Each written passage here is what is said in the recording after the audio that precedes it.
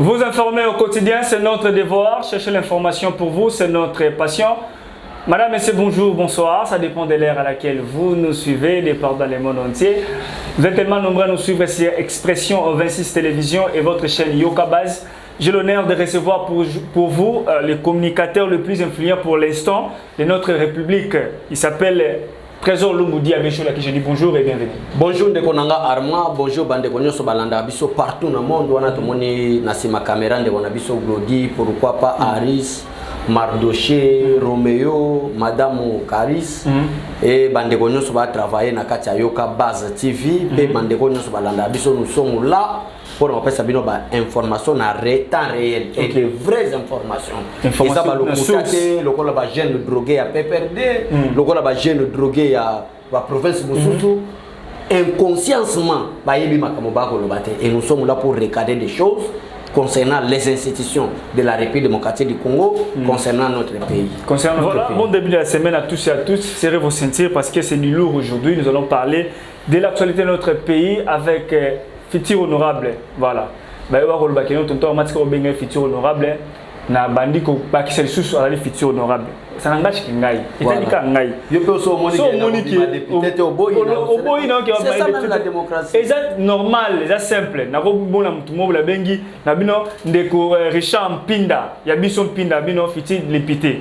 Na ko benga mwana mboka Rodrigue Ramazani, porte-parole en vol, il y a parti, il y a Ndeko Sesanga, futur député Eli, il y a Funa Topé, à Rodapé Eli, qui a commis la bandale. Ça n'engage qu'il y a une population votée bango. Parce que en 2023, tu as une contre-campagne, il y a tout le monde qui a sali madame Mouté na mboka ol. Parce que na belé, le voilà Daniel Safo. En tout cas, c'est pratiquement impossible. Et voilà, mais on a bombé bango. Yo bomba Congo na en 2020. En contre-campagne à Bango da Erol. Donc, mais, na balé ba pré-campagne na ngama beti, non ça ba bureau na ba pré-campagne. Donc, ndeko na biso Armazo tel ça déjà ba valer ba bango sur la président de la République. Ba o bango modifier constitution pour l'intérêt peuple congolais. Ils ont été député mo za na banda, amela kajamba bimileka na palais du peuple ba nikolo ba n'importe quoi. Ko y un député immoral ko ko ça bana basi na katsa mituka bani donc wana ndeto boyi. Ni ba valer pour mboka kende libo. C'est juste introduction avant tout bana bana na biso imite de silence na bana biso o ba atika biso na katanga. Nzamba sala la vie, nzambe mo ba sala la mort. Mais biso toloba et au cas où sabino te bomoni pe lobby pour na tozate. Donc suka ya mutuka kokufa. Mais to boinde liwa o isa na volonté nzambe te. OK. Du fait que c'est Dieu qui a créé la vie. La mort il faut ils la paix na volonté à la paix et à mutu o ya créé ka bomo yo. Loko bande ko na biso liwa wana nzambe ezai na projet nzambe te. Et ça circonstance il y a mauvaise gouvernance, il y a matata pour nous na Moïse Katumbi, ba o ba ba sala la campagne alelo. So ito lobby ba batala ba trésor lumbo ba becho. Mais bino bo gérer l'entreprise wana SSS. Mais toujours gérer en conséquences ça aller passer. Il y a makama mabe, il y a mauvaise gouvernance. Mauvaise gouvernance il y a matata pour nous na moinani Moïse Katumbi. Bangonde ba sala kike ba liambongo ya entreprise ya l'état wa. Poete misale salema e koza baksida lelo ndeko nanga toko fanda ka boye to moni ndako ebukani parce que toza na immeuble na 4e niveau to surtout bon na 4e immeuble yo fondation ingénieur ataki mabe abukani c'est que liwana biso ezala qui préparer na volonté nzambe te eza mauvaise construction ya ba ingénieur basala ki eloko nyoso to kosela biso nzambe te nzambe même alobi na ma commune alobi que celui qui mourra avec 100 ans sera jeune. Donc, nous devons faire 100 ans, jeune. Ça, c'est selon la volonté de Dieu. Mais comment est-ce qu'avec 30 ans, 15 ans, très c'est déraillé, mais gouverner c'est prévoir là très déraillé gestion et entreprise on va donc vérifier barail on va vérifier monter basala qui ko vérifier zaki déjà mabé yango zomona na moko ya bakor ya président Félix Tshisekedi na pays ya Tsiriki ezali ko bongisa pe barail na biso parce que ezali mabé nde yango zomona ke volonté to yaka poto yebisa kaka peuple balinga biso rien que la vérité et l'information solo on ne peut pas parler du changement sans président Félix Tshisekedi totoni botoni mona mboka to évoluer par mais ba condoléances nanu na ba famille ba paix de 75 personnes o ba kufi na kati wana peut-être on ko zo na place batu musu na mona ba sala ba pré campagne awa na place bango ba kufa mais peuple congolais qui kufa ka bo ba tebele bana mboka oyo yebi bango ke bango vraiment fa ba kufa mais baza peuple azokende kokufa ndeko arma donc famille nyonso oyo akufeli bandeko basali stress a cdr wana vraiment ba condoléance nzambe alikolo asunga ba famille na bino pe l'état congolais à travers le gouvernement Sama Lukonde baluki moye bazo en charge comme est-ce que makambo salema futondi botomi ba gouvernement Sama Lukonde bazo la charge ya makambo wana je vais charge nango pour évoluer moi mboka trésor Lumbu jour pour jour ça fait une année de gouvernement warrior ba côté en âme conscience c'est que congolais de pères et de mères oko j'ai bilan na bango ndengene un peu parce qu'il y a quelques ministres qui travaillent dans le gouvernement. Par exemple, le gouvernement c'est quoi? C'est la composition du membre du gouvernement. En commençant du premier ministre, des vice-premiers ministres, des ministres, des vice-ministres, tout ça c'est ça la composition du gouvernement. Nakati wana na bilan na lobby, bilan na bango na pesi bango 55%. Nakoloba en bref 55%. 55% on a pourquoi? Parce que nakati wana il y a la contribution du ministre des Finances Nicolas Kazadi qui contribue beaucoup pour l'évolution de notre pays. Vers sur la PT. Oui, malgré vers sur la tête continue les liens comprendre que batte bele balba sur la tête. Bobi so to bibo batte balba itala bat bechole balé kambona. Il y a Tony Mwaba. Parce que se débattre avant de faire aux anakenge. Nous sommes dans le cadre, il y a gratuité et enseignement. Peut-être que kende liboso. Na kati wana to komona, ba ministre bazana ba motanga IDPS, na motanga IDPS. Mais kaka ya IDPS ndé basala musala. Tozo par exemple au affaire étranger. Musala nezani. Tozo au ya transport. Musala nezani. Tozo au économie. Musala nezani. Donc aïe n'est qu'à comment que Moutayaki Mouindou a comme ministre si l'économie va même si n'est pas comment été ministre bâti FDC ministre bâti Yaya Nazo Bisso c'est la honte pour la République ministre médiocre bangwana heureusement na kata famille ezana bana musuba obima loyenge ezana pour le gouvernement ba ministre makasi baza lokwa ba Nicolas Kazadi ba Tony Mwaba baza maman Gisèle Ndaya ouais genre famille. Oui, maman Zizenda ça va. Oui, ça va. Aujourd'hui on a besoin na bango. Mais voyez que ministre de défense. Ah ça vous savez. Ah c'est l'autre. Ah c'est l'autre. Mais état de siège quand même l'état de siège ce n'est pas lui, c'est le chef de l'état. Mais il y a dans la carte une structure on a intérieur défense dans la carte. Oui, pas dans la carte parce que ça va quand même. Asa ministre de défense combien de fois qu'il était dans terrain de chef de l'état qui dit. Non mais les tisans monté quand même. Il y a bien ministère moi Boezali quand même régalé ministère moi Boezali quand même il y a ba stratégie et que les gars TV pas battre quand même. Les gars na TV te ko kita na terrain. Ça peut être na terrain oui ben. Te azate. Sur il y a ba ministre Congo. Asa na terrain état de siège. Mais continue la vidéo. Paul Belal. Asa na terrain de konanga. Donc, to travailler pour être chef de l'État ça là. Chef de l'État depuis comme le président de la République démocratique du Congo Félix Antoine Tshisekedi Tshilombo. Asa li makambo et salima na séparation du pouvoir. Donc atiki justice est réellement indépendant. Atiki seni est réellement indépendant.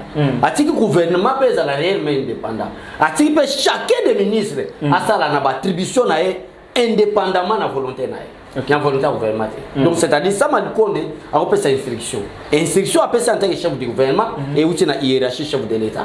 Et qu'on quitte c'est différents ministères. Mutuna ba attribution na donc na indépendance dans ça. Soutenons la vision du chef de l'État pour tout ton mboka kende liboso. Voilà ndekona. Toto ne botoni mona mboka to evolu. Bande ba mebo skizinga neni tonto normal lo lendi bola t-shirt na chapeau bo bandeko na kutaki na le problème moro bona munda ebi ke toi tout temps la makolo. Na ngina veste na ngane la man normal donc o la mo na chino la sombi ora na nzela. Nazo ya ka na nzela nazo poussa na boé.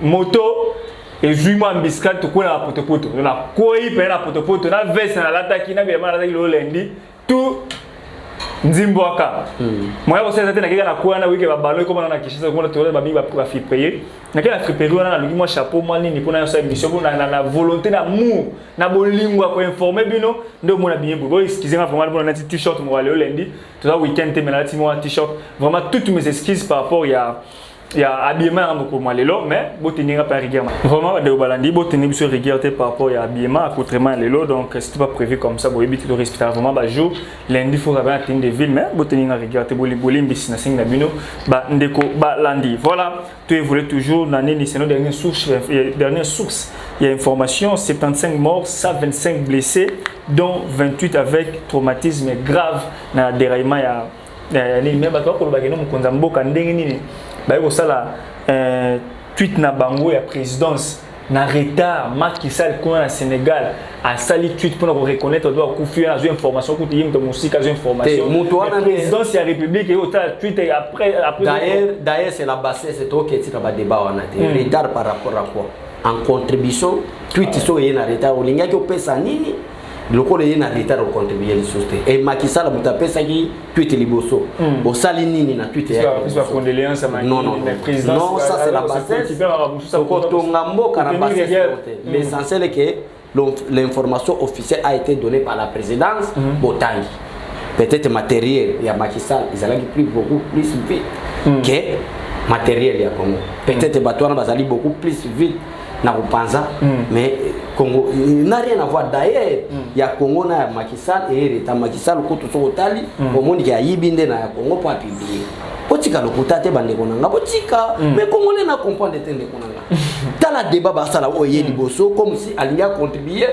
et le col a contribué qui a Macky Sall na tweet na ye ne moya contribuer à Congo ça c'est la bassesse Congolais on a makambo ça trop bas Congolais a la excellence te Congolais a la dignité te il y a une raison pour laquelle na mission yaya il faut to benda conscience ya ba Congolais Congolais on a ba bassesse wana l'essentiel information a été donnée par la présidente. Merci beaucoup tout en actualité mboka na biso moi na mboka trésor lumbu mikolo yo actualité de lundi mais vendredi na bete kon kara samedi na bete kon kara dimanche na bete kon kara mais le lundi na moni c'est comme ko s'amplifier K 2023 ba ko maka K 2023 zelo nga Kabila ba tiango K 2023 mais na écoute ba jeune a peur na tout mais qu'est-ce qui se passe parce qu'un journaliste ça na les investigations ko yeba ko tuna amo le romo boy ko ba réseaux sociaux que na source yeba information aux années la belle bachine on a tout dit mais qu'est-ce qui se passe avec votre CAF 2023 baza ko affirmer ou confirmer que non les retours ndenge Joseph Kabila Lobaka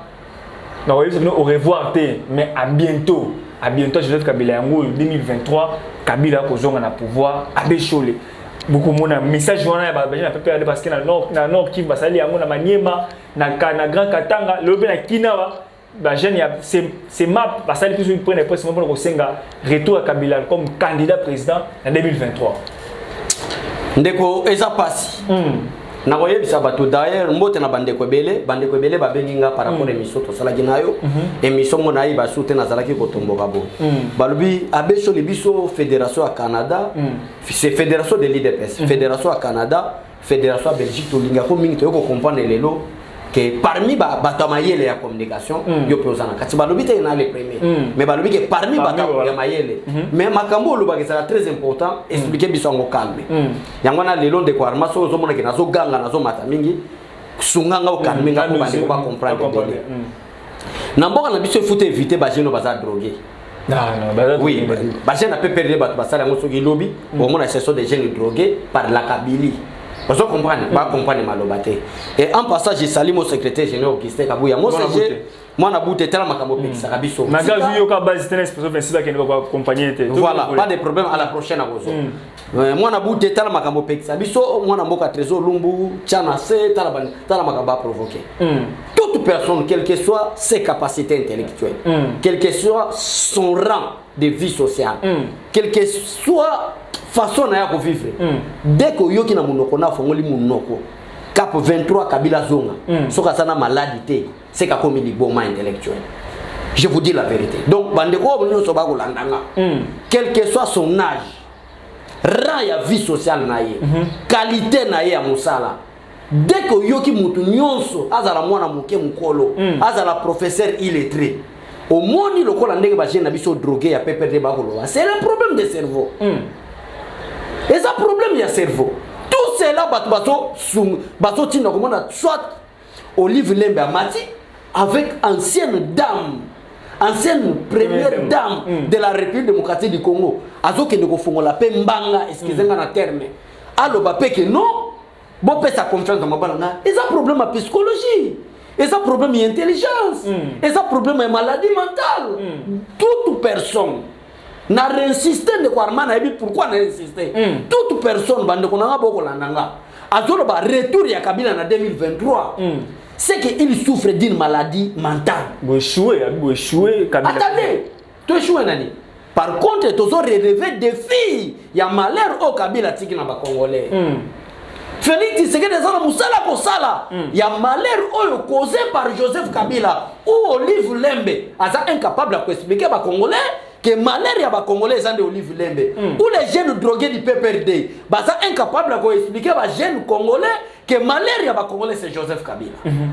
pendant 18 ans au pouvoir. D'ailleurs tant aux hommes na communicateur belé à la Muka ya FCC ba ko tambola tala litungu le mati. Ça c'est une maladie. Ça vaut mati. Ça vaut mati. C'est une maladie sociale non social. Dès que aux hommes na batba ko le bana peuple congolais na yaka pona kisabino mitema parce que tozana kati ya vérité maboko pembe. Le koso na mutute muyibi na mutute bonga l'état de Sangwe mati bloqué mati par rapport à Kabila Zonga. Ndeko Arma tango yoko comparer 18 ans avec 3 ans. C'est que vous souffrez d'une maladie mentale. C'est va comparer mais quand même mais vie à Congolais actuellement. Vous savez que la place de Kabila ce n'est pas Cap 23 ndenge batu bakoloba. La place de Kabila c'est en prison. Mais yo yebite Paul Moulamba na yebite son Paul Moulamba. L'auteur principal y assassinat Chebeya. L'auteur c'est qui? On a cité le nom de qui? On a cité le nom de Kabila. Aujourd'hui, Félix Tshisekedi est le fruit. Il y a sacrifice à Makila Congolais. Thérèse Kapangal. Arma Tungulu. Rossi Mukendi.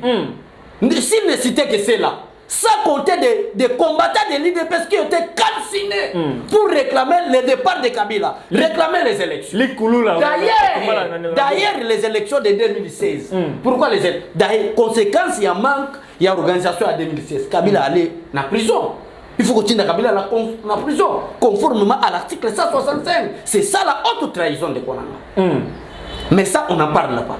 Gratuité de l'enseignement, conformément à l'article 43. Kabila n'a jamais appliqué même article 43,0. Mais Félix Tshisekedi est venu. Donc, la gratuité de l'enseignement au Bisoto Betarato Lelo n'est pas une innovation pour le président Félix Tshisekedi. Gratuité de l'enseignement de Boïté, mais attendez d'abord. Liboumou. Mon frère. Mon frère. Liboumou. Dictateur, tant qu'on a pouvoir. N'a pas ambition à côté de pouvoir. N'a pas ambition à oumela na pouvoir. A commis ça toute une nation, royaume naïe.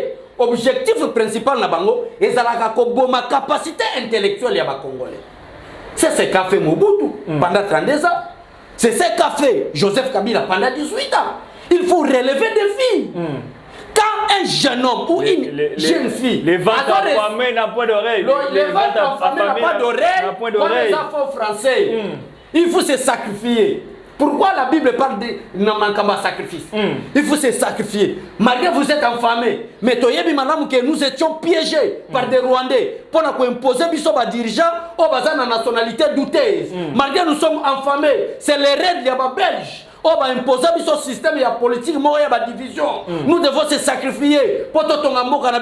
Quelle est la volonté politique du chef de l'État? Quelle est la pensée du président Félix Tshisekedi face à la nation congolaise? Est-ce qu'il a la bonne volonté ou pas? Parce que tout le monde critiquait, tout le monde parlait. Le Congo n'en manque rien. Nous avons des diamants, nous avons des richesses, nous avons des colbats, nous avons des minéraux. Mais qu'est-ce qui manque au Congo pour se développer plus que l'Afrique du Sud? Parce que les richesses que les Congolais ont, la richesse plus que l'Afrique du Sud. Mais l'Afrique du Sud aujourd'hui est un peu développée par rapport au Congo. Aujourd'hui Ghana est un peu développé par rapport au Congo. Aujourd'hui Nigeria est un peu développé par rapport au Congo. Mais aujourd'hui, quoi encore? Ghana que j'ai parlé est développé par rapport au Congo. Mais qu'est-ce qui manque aux Congolais?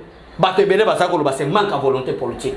Alors pensez à Batamayele, il y a des Congolais doivent se poser la question. Est-ce que le chef de l'État congolais actuel, est-ce qu'il a la volonté politique? Parce que tout le monde critiquait, ça manque seulement la volonté politique pour organiser le Congo, pour faire développer le Congo. Est-ce que Excellence, son Excellence Félix Antoine Tshisekedi Tshilombo a la volonté politique? Soit il a la volonté politique, va soutenir. Soit il n'a pas la volonté politique, va gagner. Mais toi, Armand, en tant que journaliste d'investigation, au fin de la régime, parce que moi je suis encore à l'école primaire. Vous comprenez mon frère? Donc tu comprenez. Mais c'est que est-ce que le président même de Kwarman Ngaza bandi connaît ce bago vous comprenez madame que président Félix Tshisekedi a la volonté politique.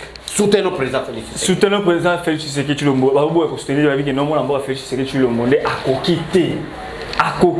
à coquité social ba Congo ba kolila ba komi ko senga ba biki non 80% ya ba Congolais ba ko senga na mon ambassadeur senga na ancien président otobina kombo ya Joseph Kabila Kabange azonga ba 80% ba Congolais ba ko senga na azonga na pouvoir parce que eloko moko te salami ti sikoyo nzala batikaki lipa oyo yaki kanga journée il y a 200 francs ezaki moi awa mais sikoyo kanga journée comme ça kanga wa liboko boye et awa ti awa ndeko arma na kati o maloba place wana esquisse politico Félix Tshisekedi atikeli biso attendez d'abord progrès social attendez d'abord ndeko je vais répondre les noms n'a pas biso zalo au milieu du village. Attendez, posez question de s'opposer. Aujourd'hui, la banque internationale va confirmer que Kabila est multimilliardaire. Mais il y a un journaliste d'investigation. Pourquoi pas aller s'investir où Kabila a trouvé cet argent pour devenir multimilliardaire? Un ancien officier militaire congolais, un ancien Kadogo qui est arrivé au Congo le 17 mai 1997. Ce n'est pas à cette date-là, le 17 mai 1997, où il est devenu chef de l'État. C'est un militaire. Où est-ce que Kabila a reçu cet argent? Où est-ce que Olivier Lembe a reçu cet argent? Où est-ce que Zoé Kabila a reçu cet argent? C'est eux qui ont pillé les Congo. Babouki Congo, Bapanzi Congo, Batiki Congolais n'était à corruption. La corruption est devenue comme la résidence des Congolais, là où habitent tous les Congolais. C'est le régime Kabila. C'est ça, Ndeko. Si vous avez la place au Kendete, vous avez la place au Houti. Avant que vous avez la place au Fatia, vous avez la place au Houti. Tout ça, la qualité au Houti, wapi. Tout ça, la qui wapi. Moi, que ça, la qui gère les gens. Moi bien, place les boules. Ndekonanga. Ça, ce n'est pas moi. Bon, ça, on va calculer ma bête, ce n'est pas moi. C'est le Parlement européen où on parlait de Joseph Kabila comme quelqu'un d'un étranger qu'on a imposé. Un étranger ne peut pas parler. Un étranger ne peut pas travailler. Le col est national. Et ça, les nationaux ne vont travailler pour l'intérêt de Mboka Nabango. Voilà la solo solo.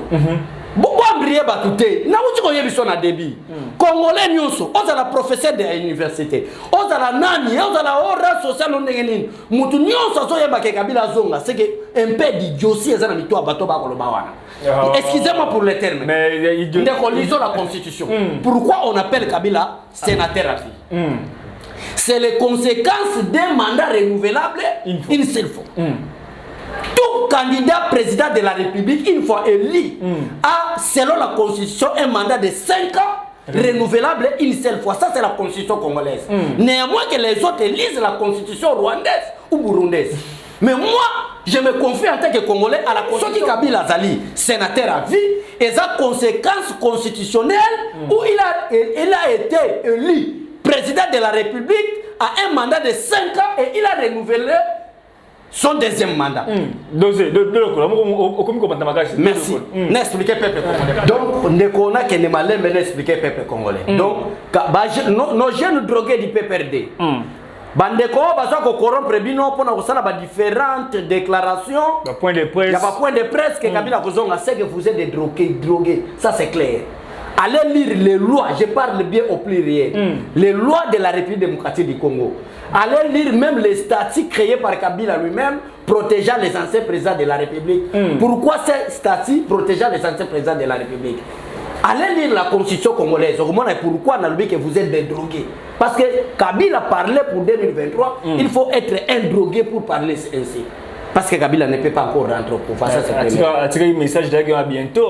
À bientôt. À bientôt, Kabila Zakoloba. Ils arrivent pour faire un coup d'État contre le président de la République. On dit que coup d'État, il y a un Kabila à l'Akaki, Baper Naï à l'Union africaine, que je ne vous dis pas au revoir, je vous dirai plutôt à bientôt. Parce qu'ils étaient sûrs et certains que le coup d'État contre le président Félix Tshisekedi, après 6 mois, il y a correcé dans l'élection, il y a passation à pouvoir. Mais on a bientôt un ici là. Les lois comme quel peuple? Peuple nini o a refond la paix, a reçu bikina comme Kabila voté. ata balobi ke to violer constitution to tika Kabila a postulé nana ko voter muto lokola Kabila za so président na mboka oui munu bayambaka na changu munu bayambaka na changu alega na ville balega babela changu za munene yazala na kinga kati baya ko yambeka na palais du peuple na marché de la liberté bo bazwi mbongo batiki mwa ba jeune mwa boye Kabila za malens Kabila yeba imalamu ke congolais na nzala congolais akwa ko supporter te to boma bato na nzala to yiba mo to koma ba riche dès que biso to koma ba riche bango baza ventre en famille to banda ko somba bango na mbongo na bango moko o to yiba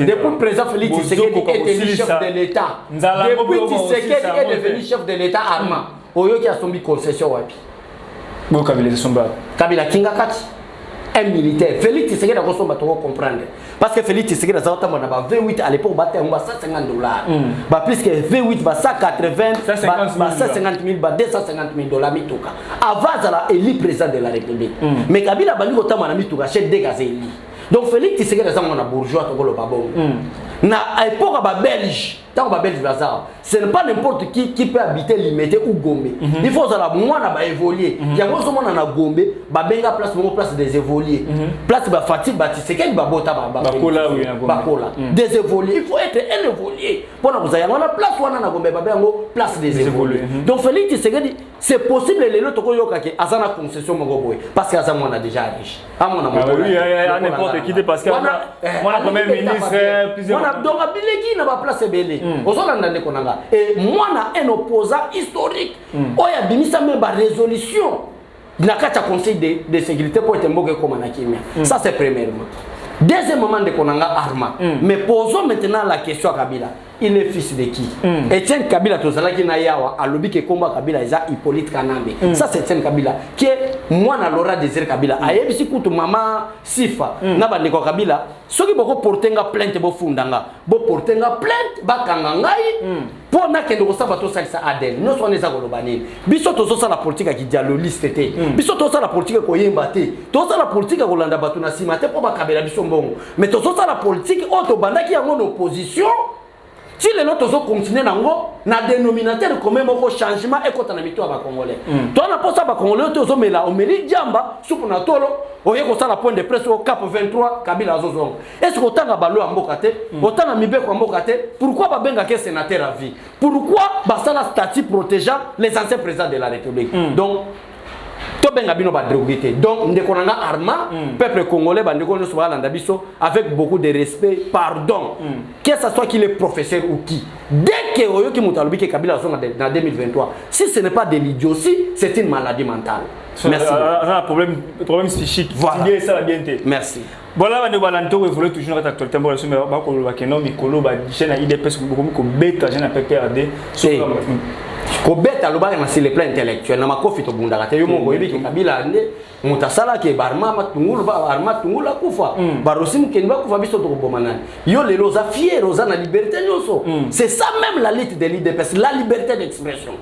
Pourquoi bolinga mutu nyoso azanda opinion na bino il faut to zapena opinion contraire lelo ezana batu musu ba critiquer président Félix Tshisekedi ba ke sa l'opération na motema fausse information et c'est batu wana moni to interpeller bango ba sa batu boye to tiki bango Denise de soit sur de tutu on a pas fait comment Denise de tutu sur de ana comme boye compliqué nous ba wana na legi mingi dada wana ninga loba wana o ba kino pouvoir za biso ba luba apporter nani apporter so moni mutazo ba ke pouvoir za biso ba luba c'est yemo kaza parce que Félix Tshisekedi a été élu par les 26 provinces. Ce qui batika ki kaka sai pambo élu alinga bima président de la République. Il faut contribution ya baté Équateur ya batabandon. Moi je suis membre de l'IDPS. Je ne peux pas autoriser cela. Donc so moni mutu moi zo ba ke pouvoir les abiso baluba, c'est que azandenge mo na bato baluba ke Kabila osanga Denise a journaliste a porté journaliste à Libre Afrique plainte pour la diffamation contre. Oui, là il a raison. Bisoto loba information solo parce que Félix Tshisekedi n'a jamais été opéré. Voilà. Donc là il peut avoir raison. Mais quand le pouvoir des abisso baluba, c'est que tu souffres d'une maladie mentale. Mon mboka. Merci beaucoup.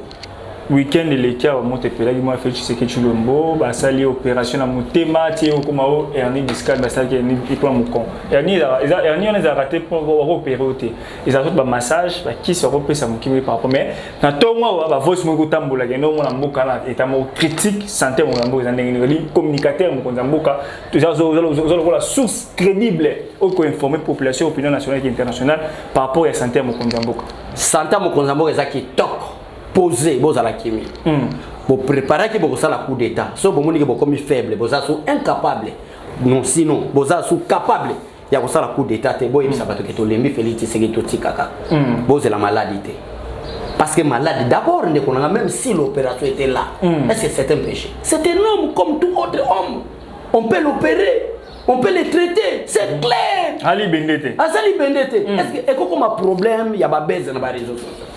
Il y a une différence pour une visite privée et comme une visite moi à opérer pour Namboka dans un état critique et dans un état critique depuis babandé état critique il est dans un état critique les Félix Tshisekedi là que vous voyez c'est le chef de l'État c'est le symbole de l'unité nationale c'est le garant du bon fonctionnement des institutions donc s'il est malade on a même la source officielle et belée et Kolobélan mais le problème est que Katumbi na ancienne première dame babenga sous moi c'est Kabila wana kombo Olive Lem bazo propager mbongo pour na diaboliser les médias même mon frère Christian Bosembe il y avait une émission à ça là alors bien clair qu'il y a un monsieur où il n'a pas cité les noms mais le monsieur en question était Moïse Katumbi a sombi ba média pour être ba média ba journaliste il y a Congo mission na bango ezali pour désorienter peuple congolais contre la vision du chef de l'État média ya ba étranger eza pour na ko diaboliser ko semer le kuta na peuple congolais yango zomona situation tozana c'est Bakatumbi Bakabila yo kanisi bato bazo ba cap de 23 Kabila zone ndi bango na bazo sala musala politique ya diabolisation politique le kuta et biso tozana pour na ko expliquer que peuple congolais clairement situation politique désolé si Félix Tshisekedi est malade qu'est-ce qui va m'empêcher ya ko ya officiellement ko yebisa bino que il est gravement malade Laurent Désiré Kabila ka bato ba loba makambo yo ba boma ki eti bato ba sala makamba cap 23 Kabila zone ba on ba boma Laurent Désiré Kabila mais par quel miracle Kabila comme chef de l'État en 2023 quel est le principe qui a été établi pour que après la mort de Laurent Désiré Kabila Joseph Kabila la constitution de la un mois ni il y avait des lois là muto ko sabino te Kabila tambola sans loi Laurent Désiré Kabila zai na ba loi na constitution pesa ko tambisa transition azaraki na par quel miracle ce balobi que il était général mais il n'était pas chef d'état-major général il était le commandant de forces terrestres par quel miracle ou après la mort de Laurent Désiré Kabila remplacé par quel principe il y a watu ba ke yende mutabomai on se comprendre les konanga car bato ba bomaki yewan mais pourquoi peuple congolais comprendre les quoi arma non ba c'est ko préparer les gens déjà on prêter serment bati azana innocent bati azana na ba capacité pour la chef de l'état asukana na niveau Sénat corruption ezako salema na niveau Sénat wana et là ndé ba kotala prochainement soit ko na capacité donc on va se que Montamboka ça va Montamboka ça va bandoki bocheka bodugela motoli wate pourquoi chef de l'état pour sauter que motuté là kufa pas comme chef de l'état pourquoi chef de l'état est égal préparer bien ta base préparer bien la mentalité des Congolais sa programme na vision na yo peuple congolais va voter aux chefs de l'état mais qu'on souhaitait maladie à mutumote mais manaliwa comme si tu vas remplacer non c'est une bataille. Merci beaucoup mon amboka Félix mon amboka Martin Fayulu m'a dit les lois na Kwilu après c'est peine à côté na fief na yo kuna kenda tikuna bazo a plein à craquer message sur amour que non bende la Congo et kouete bende la Congo a toujours au téléma en plus ça va population il y a bande de gens qui non éveil parce que 2023 il faut que l'on la fait chérie la plus fort. Te Kolanda Martin Fayulu n'a jamais été préparé pour être président. Mais le roi ça dit ça tambola na ya ça la politique ya lo baba kyungo. Oh Martin Fayulu ça dit tourisme. A que visiter la province na biso où est le problème ça ce n'est pas la politique. Martin Fayulu tu ko bima président mboka otena ebisa. Ce n'est pas un homme diplomate, il n'a pas un bon langage en tant que chef de l'État. Quand c'est le chef de l'État, c'est un langage. Même quand on a un chef de l'État qui est Martin Fayulu. Martin Fayulu, on a une division, on a unité nationale parce que tu comprends madame que depuis départ ya ba Belge batiki la biso faiblesse moko division to diviser ba congolais ba kasaye ba zanangam na bango batabandu ngam na bango bata Équateur ngam na bango mais biso to mema message ya unité ata ba division politique ko zala nango mais unité nationale ezali mais Martin Fayulu message ni azo véhiculer il y a haine il y a sabotage il y a balkanisation. Martin Fayulu a réclamé même état de siège Katama pour quel intérêt? Pendant 18 ans, Joseph Kabila, état de siège Zalagité. Mais il y a toujours 4 états de siège. Donc, Bolanda Maloba, Martin Fayulu, Azam Mutumura a rêvé, Azam président de nuit, Nenga président Boutou. Donc, Martin Fayulu, il rêve d'être président pendant la nuit. Et rêve Naïwana, il croit que les années Makambaso. Donc, le peuple congolais, tout même conscience n'a pas niveau élevé. Aux Hollanda, c'est le président de la République, c'est l'institution président de la République. Face en 2023 pour défendre bien la moi-même, je serai député national au Zana au Kanga monsieur. Même si on va Naza candidat national na territoire Idiofa. Okutana Louis France Louis France na obemina te Louis France journaliste biso kuna tozana biso kuna mutakenda kuna obemina kukuta zo lukanga mikolo ndeko nanga tokutanga kete na kokutana bato bana alukanga fort kwa ebibe ke degre omona CG akita Idiofa te yo landa vision yo mona CG na Bandundu ville te yo mona CG na ville Kikwete te mais ça on les abana basalaki tant Jean-Marc Aza président na biso akita yo mona kite. Mais pourquoi vous posez question en 2018 pourquoi Félix Tshisekedi a fait la campagne? Parce que tu et tu Congolais pour te passer enseignement et Tshisekedi wa Muluba. Que ce n'est pas un péché d'être Muluba. Ce n'est pas aussi un péché d'être de Kikwit, d'être d'Ibandundu, d'être de tel pays. Tous nous sommes des Congolais. Ce n'est pas un péché. Jean-Marc Akendaki, Erazaki président AIDPS, Balongo là maintenant Zasso président AIT, secrétaire général a eu pouvoir, à quel Grabandou aucun membre du FCC sera élu comme député national ou provincial na Grabandou. Moi, je suis évolué par rapport à ce que je presque un souk à ces gens comme Lelo. Loi des pères et des mères, Noël Tchania, comme lettre. Vraie loi. C'est comment la loi? Vraie loi des pères et des mères. Loi de discrimination. La discrimination, c'est un métis. Métis, oui. Métis ne peut pas être candidat à président. Pour excusez-moi, mais ça va peut-être même surtout bien on va armer nos conventionnels. Batebele ba yebsinga baluke mwana mboka trésor mu dossier oza mutu mo mayele zo mona. Kolanda ba presse pengete obasana olaka suki te banini wana ka batone balo. Mais na ligne expliquer peuple congolais. Na ligne expliquer peuple congolais loi des pères et des mères. Vraie loi. Et ça là bana mususu Bible benga bango bana malédiction. Attendez d'abord je m'explique. Et ça loi ndekolanga. Et ça là bana mususu benga bango les enfants de malédiction. Bana malédiction. Azwa komba batu. Par exemple batu mususu bazwa komba bakamitatu. Aza ni na makila ba papa kamitatu. Ni na makila ya mama mwasi ya papa kamitatu. Bana papa kamitatu nino mona babota maba métier lokola yi. Azala imo la pembe. Wana toze la campagne. Dès que ndenge yo zaboy, maman no aza mutu mwindu. Papa no mutu mwindu lokola yo nanga. Mwindu boy lokola likala. Dès que bon mwana maman ojuize ma boti métier, abima na mondele. C'est clair. Ce n'est pas injure, c'est la vérité. Et ça miracle non au même Yesu Masi a rotiko salango. Batu mwindu babota mondele. Pratiquement impossible. Mais yo papa mwindu n'insiste na lokwana. On rappelle à moi chaque fois. Papa za mwindu, papa kamita tunanga ngako tunaza mwa pembe. Ya za vraiment mwindu. Moi ce n'est pas mwindu par quel miracle, par quelle magie. Abota pembe. Abota mwana métis lokola Olivier Kamita totangata ko. Tokozabino na 2023 boye loi des pères et des mères ndeko na monde ndeko loi ntenya leli mboso aba aligné loi na 2020 ba aligné na session aux aides à lobby le 15 mars ba aligné pas traiter loi na pas traiter mais le mot est qui nous aussi ne pas tout réviser constitution tout question pour réviser quelques lois la constitution mais la révision constitutionnelle c'est une bénédiction pour le peuple congolais on nous appelle une république démocratique du Congo mais donc en élection à tour moko ça c'est quelle malédiction.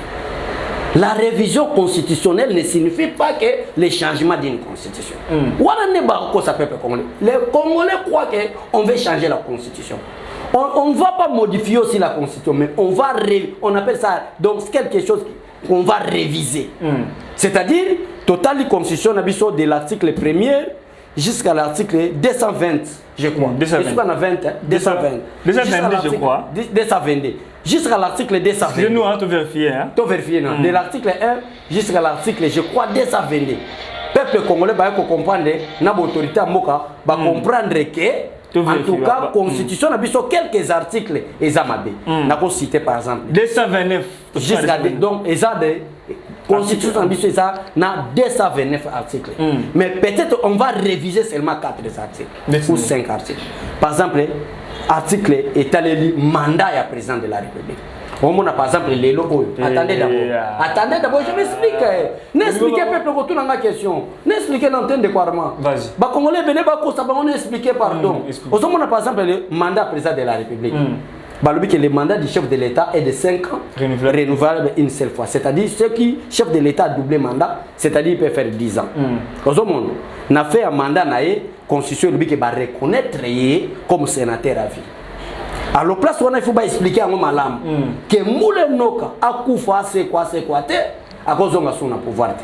Le qu'on a expliqué que les Congolais ont une maladie mentale, parce qu'on comprend que Kabila pourra rentrer en 2023. Ça, c'est premièrement. Deuxièmement, article détour na mboko babenga ke démocratie fanda il faut un moment donné tout le monde a président Félix Tshisekedi à droite même ina ko lobanani ndeko mususu à la gauche parce que na mona muta comparer Félix Tshisekedi na yete Muzitu te bazama yele te mais excusez-moi mais Adolphe Muzitu wana bazana gauche peuple congolais zolanda na chaîne nationale débat contradictoire RTNC débat contradictoire ozolanda mais na Congo ça de makate Kabila lokola za ina problème ya koloba alongo liango po abanga ki Jean-Pierre Bemba mais faut tozongi sango article 165 de la Constitution la haute trahison d'un président de la République et sengeli to traiter ngo malamu quand est-ce qu'on pourra parler d'une haute trahison l'arrestation du premier ministre ou des ministres en fonction bien premier ministre ou des députés, j'ai des immunités parlementaires, on ne peut pas m'arrêter. Voilà. Comment est-ce qu'on pourra modifier cela? Parce que notre constitution explique clairement que nul n'est au-dessus de la loi. Mais avec des immunités, on peut dire que des ministres et des députés sont au-dessus de la loi. Parce qu'on ne peut pas les arrêter comme ça. Il faut plénière pour la bango. Immunité parlementaire. Ancien président, la loi on a refait. Loi diaspora faut on a voté président république. Voilà. Qu'on identifie. Il faut tout réviser.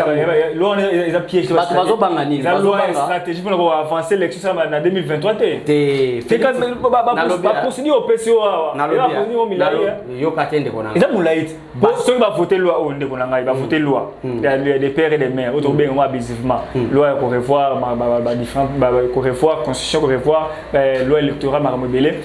Bah revoir on va voter en mot et aussi on va diaspora va voter président. Il faut qu'on identifie diaspora ni aussi dans le monde entier parce que combien et ça problème était ambassade à Congo au Salango après ambassade nous par exemple mboka la France nous avons un ambassadeur notre ambassadeur connaît le nombre de Congolais en France. C'est facile pourquoi pas connaître bazamaïle moké. C'est trop facile. Ambassadeur à Congo yobi na ba kombo ya bato eza na ordinateur. Monde comment donc dans la Santa Cruz ayebi déjà combien de Congolais habitent France. Ayebi déjà combien de Congolais habitent Canada. Congolais dans la Santa Cruz. Ambassadeur à Zate. Ambassadeur à Zate peut-être coopération Zate bango ne ba raté. Parce que Robenda makamobila. C'est vous identifier gars. Il faut identifier quand dans la ambassade. En Australie. Pas de problème. Et ça petit problème. Monde de informatisé. Monde déjà sous manuel.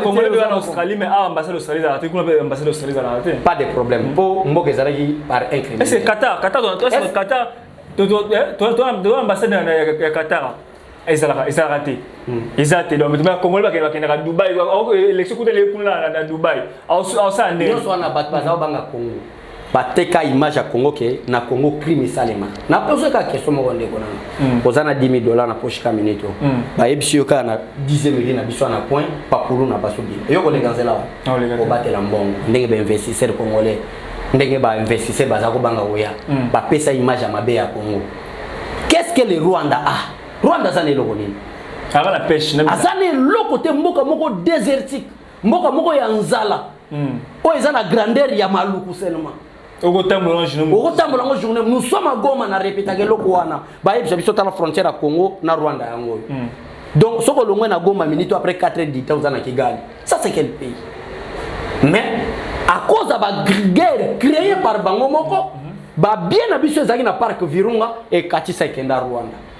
Bapesa image à Mabé, bapesa image à Mabé na Congo ko kendete, ba ambassadeur ba kufa kuna, makama Mabé sali makuna bosuka na Rwanda. Mais Félix Tshisekedi maintenant bandi ko teka image à mboka na ndenga bien. Ba président Turquie bango ba komi boya. Congo ezo bonga. Problème na bango ba banga loi de père pona parce que bango ni que Félix a maina makila. Ako beta sous 100 ans na pouvoir.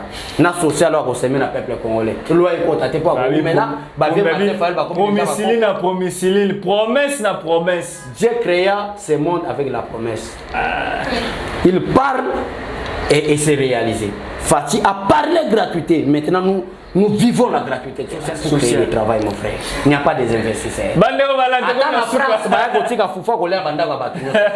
C'est pourquoi tous les investisseurs congolais sont moussala. Social et fanda. La paix déjà na bandundu ngo ezo salema na kasai ndeko nanga masango kolia. Tala déjà ndeko bandiko ya matamu. Ah Félix Tshisekedi, umela na pouvoir papa. Mboka ezo bonga, yo zo rêver, to tombola mboka. Mais yo zo rêver. Fatia zo tombola mboka yango ezo monana. Ndeko nanga zala vraiment sérieux. Na sera kabila to hotel mission. Obike boulevard na biso batu ba histoire te. Boulevard Lumumba oyo. Surtout na siège ide peso zo monisa ba nzeta mango go ya bobuki mango. Kabila lobiki ya mwina sapaza ba yeba kata bango. Donc liberté zala ki. Nesa nini? Ka lobiki ka mwina sapaza. Ba yeba kata bango na limete oyo kaka oyo. Yo na siège ide peso ndeko na uta wapi? Siège ide peso za ba nzeta manga wana batu ba fufu na sei. Siège ezalaki wana banzete ya manga ya bamanga bakata yango na Kabila. Pourquoi alingi komona batu bano bate kombo Etienne Tshisekedi? Mais bete la fachada mabone na lo baboy tala ne uzolo bana otanga pe komba fatiro kwa master nayo tena mwana bourgeois mwana mukambongo Kabila kutu enka dogo aye makolo toyo kele mawa santé malamu kwa eteni yo kanamu Kabila aye makolo Kabila Joseph oyo to sali Etienne émission Etienne Kabila awa mwana Laurent Désiré Kabila propre alobike Kabila ande kona bango te Etienne Kabila zalaki awa merci na dozi. Mais Félix Tshisekedi mwana bourgeois mwana koli na ba quartier des évolués na Gombe. Bozolo bakabo journaliste mo mone o ma batu musona linga otangwa mutu mo mone ko oh Pero Loire. Oh Peter Chani. Oh bon moi de la femme mais na linga na lo basoki Élysée soki Odias soki Odias ina. Oh mona bango pe bazolo ba bazotanga kombo mokonzi mboka lokola master na bango. Kotanga bakobenga monsieur Félix Tshisekedi Tshilombo bakobenga. Nous sommes des Africains. Nous sommes ndeko Trésor Lumbu na bengi ndeko Félix Tshisekedi Tshilombo. Ande ko note un âge à vie na yo. Zela nous sommes des Africains. Est-ce manquer respect? Un âge à vie na yo ande ko note. Nga ko benga ndeko peut-être na ozala mkono mbula mo mibale mais toza même génération. Mama Samoko. Nous sommes des Africains. Ndeko Muzito ndeko Fayulu. Ndeko Fayulu Muzito ko benga ndeko parce que ce sont des mafieux. Oh, Muzito c'est mon collègue mais moi ça n'a moi avantage de le parce que l'avantage na moi est que moi je suis un mafieux. La grande ville de Kikwit. La ville de Kikwit est parmi des grandes villes de la République démocratique du Congo. Ça je vous dis. Mon frère soit comme une ville à Kikwit. Pour ressentir vraiment que Mboko est ça na ville lolobi bakundi. Voilà, on va aller dans presque super mission pour moi lelo ndeko Trésor Lumbu na ngine songomi ya koyambayo émission comme na suka tika remercier maman yangai Cécile Choma Ates que j'aime bien je te salue maman ram tema first lady un peu simbote na Tania Mavambo Tania Mavambo Tama maman la pression mbote. Voyez bani. Merci. Comment on appelle ça la bosse là comment on fait comment on a dit vous savez comment on dit la bosse ni comment vous avez la bosse là la cylindrique na pression mbote na pression mbote bande so na biso na mboka na pression mbote na mona mboka Fabrice Ngoyi Kaza di promesse comme na Gombe a félicité na communication a bien moto ko communiquer malamu minga ko se prendre beaucoup tana ndeko Fabrice. Oui mais c'est le bourgmestre biso des problèmes ça tika na lancer mais ça nous on travaille pas pour na na éviter le ni bourgmestre Kabila ça c'est pas l'orgueil mais le problème nous voulons des travail bien fait parce que moi muketo zwaka yango to kofuta ndako yango to kofuta après yango to kolia tant ya ko banda ko vivre na sima ki dialelo ele ka déjà travailler mutoke bimi boy au vivre nzamba liko sani apambola mais nous voulons un travail bien fait bi on a passé battre quoi ba gentili mobilisation soit quelques présent parlement de coup pour na moi $200 $300 mais baso pour ça que baso détruire vision ya chef de l'état yango na moni que gentili ko banda te na kini bopeto akititi na Gombe bopeto Gombe bopeto eza affaire ya bourgmestre ya Gombe yango zo mona to sengi mobilisation générale de kona suki na ngawana ngana longo la gentili na pouvoir to betino na pato gentili na to longo na suka alors on va prochainement abonnez-vous massivement maman Angèle Mpumbu na Fomas maman moka za la les États-Unis attendez d'abord vous êtes aussi invité maman Angèle invitation ya ndeko Arma même ya Tania Mavambu na lobby na présence sabino bolukanga avant le 21 après sabino vérification ezo salema na 16e milliard aux États-Unis na fondation munene to ya mamu bondomère to za wana pour la communication abonnez-vous massivement à Expression 26 télévision votre chaîne surtout abonnez massivement à Expression 26 pour nous soutenir Expression 26 César na Mwanda Mbase na 2000 abonnés déjà non 9000 quelques 9000 abonnés to matale malem 9000 voilà félicitations yo ko baso abonnés 9000 c'est bon c'est bon to doit la vers 5000 Dio Ono Arma c'était bon journaliste Dio Bobanda Nango kaka na yoka bas bolanyango pe na Expression 26 la confiance merci beaucoup à nous revoir prochaine bye bye RD